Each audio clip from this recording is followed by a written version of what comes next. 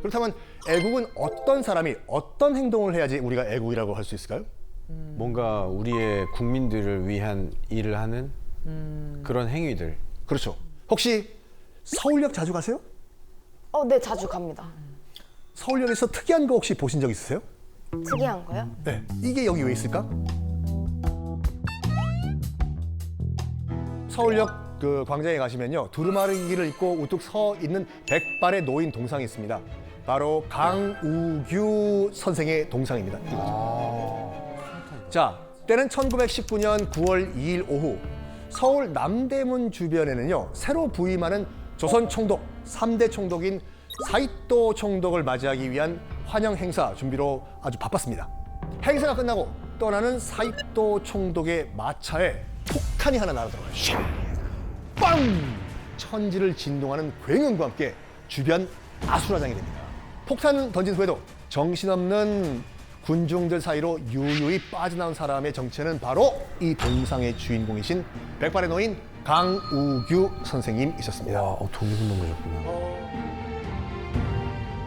당시 이제 강우규 선생님은 50대였어요.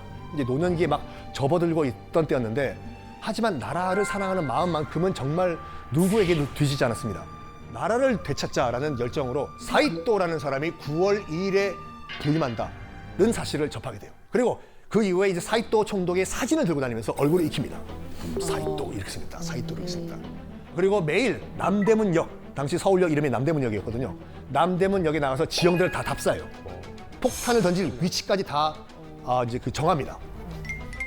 정말 주도 면밀하게 거사를 준비를 했지만, 하지만 아쉽게도 총독을 폭살시키지는 못합니다.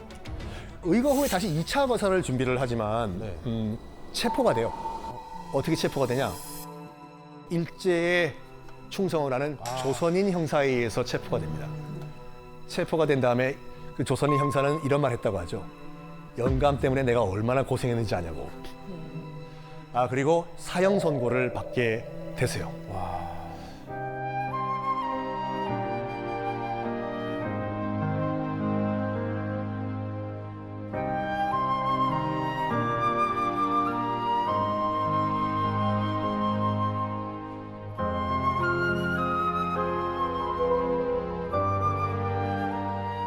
자, 근데요, 일본인 조선 총독에게 폭탄을 던지시고 그 자리에 그 강우규 선생님의 동상이 있다는 거를 많은 분들이 모르세요.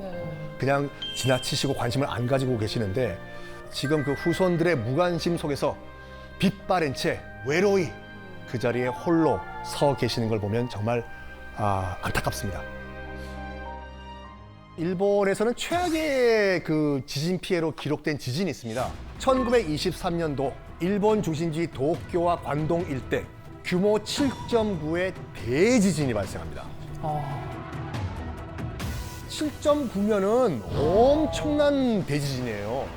당시 사망자만 14만 명에 육박할 정도였는데, 당시 일본이 어떤 상황이냐면 이제 1차 세계대전 후에 대공황을 겪고 있었습니다. 말 그대로 세계 대공황이에요.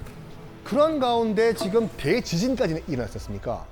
이 민심 동요 감당할 수준이 아니었어요. 일본 정부가 봤을 때도. 관심을 다른 데로 돌려야 돼요. 여기에 또 한 인물이 등장합니다. 미즈노 렌타로라는 인물을 꼭 기억하셔야 되는데, 조선인이라고 하면 이를 갈던 인물이었어요. 조선인이 던진 폭탄에 의해서 다리를 크게 다친 사람이거든요. 이 미즈노 렌타로에게는 이 기회, 정말 놓칠 수 없는 기회였습니다. 그 강요회의에서 이런 말을 해요. 조선인이 폭동을 일으켰다는 소식을 들었습니다. 그리고 이 얘기는 그 당시 경시청, 지금으로 치면 경찰청이죠. 경시청에 근무하던 쇼리키 마스타로라는 인물에게 또 들어가요. 그 기자들에게 이런 말 합니다. 조선인들이 폭도가 되었다는 정보가 들어왔다. 기자들은 경시청 고위 관계자가 그런 말 하니까 농담은 아니잖아요. 네. 이걸 일제히 신문에 실으면서 이 신문을 받아본 일본인들 조선인에 대한 공격을 시작합니다.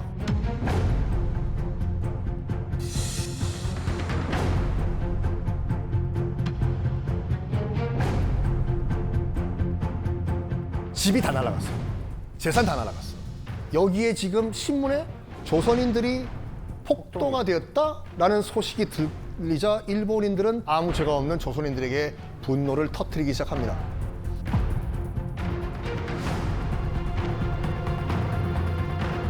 그러니까 관동 대지진으로 인해서 시작된 일본의 이 학살, 그 학살로 인해 가지고 독일 측 자료에 따르면 2만 명 이상의 조선인들이 억울하게 죽임을 당했습니다. 야.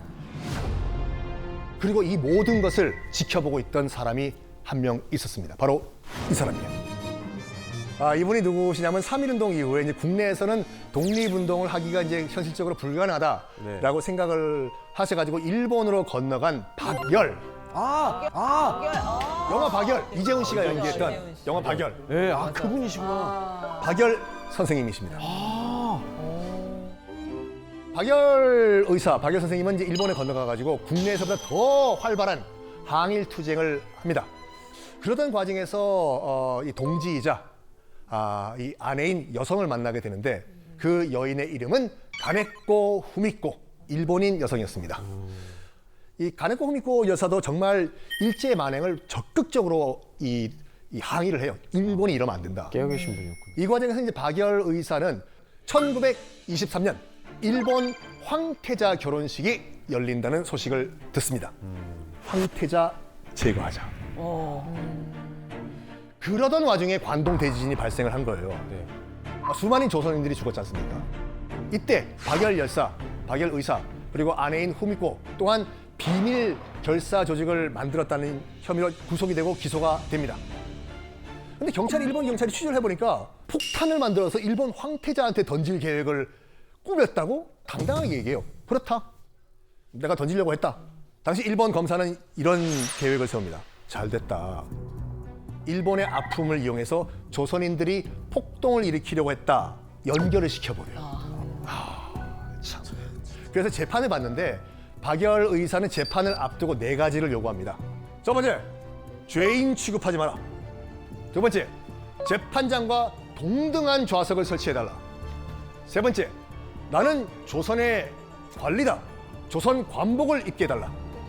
그리고 나는 일본어를 하지만 난 조선이기 때문에 법정에서 난 조선어를 쓰겠다. 조선어 사용권을 달라. 이거 다 받아줘요. 일본 사법부가. 박열 선생은 조선 전통 관복을 입고 법정에 들어가요. 재판 결과 일본은 박열 선생 부부에게 사형을 선고합니다. 피고 박열 사형 땅땅땅 내리자마자 박열 선생은 미소를 지으면서 이런 말을 합니다. 재판장 수고했네. 내 옥체야 자네들 마음대로 죽이지만 내 정신이야 어찌하겠는가. 초월하신 분이에요. 사형 선고 일주일 후에 사형에서 무기징역으로 감형을 해줘요. 여기에 박열 선생과 부인 후미코는 나를 사형시켜달라고 왜 무기징역이라고 사면장을 쫙쫙 찢어버립니다. 이후에 1926년 이제 무기징역으로 옥살이라던 중에 후미코 여사는 옥중에서 23살의 어린 나이로 사망을 합니다. 그리고 2018년 일본인이지만 일제에 저항을 한 가네코 후미코 여사는 세상을 떠난 지 92년 만에 독립유공자로 인정을 받아서 건국 훈장을 받습니다.